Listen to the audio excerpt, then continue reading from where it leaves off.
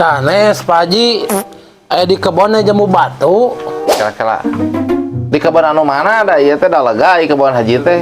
Kabehanana oge aya jamu batu teh. Syaker naon jamu batu sakit yang pegeuh modal ya. Oh, mang ngirit-ngirit biaya we. Panginten Pak Haji disungkeunnya. Naon? Nanaonan erek jual jamu nu haji di dinya. Sagit sia mah.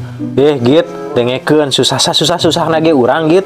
Tong hayang ngajual barang batur sia mah. Tok baru sangka wae teu teh. Dan kieu Pak Haji, abi teh keur kuliakan ngirit-ngirit biaya we.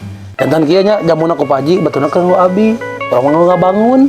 Tah git aya kitu mah kaharti. Tah Pak Haji amun kitu mah abi ge dek nyungkeun jamu bool ka Pak Haji.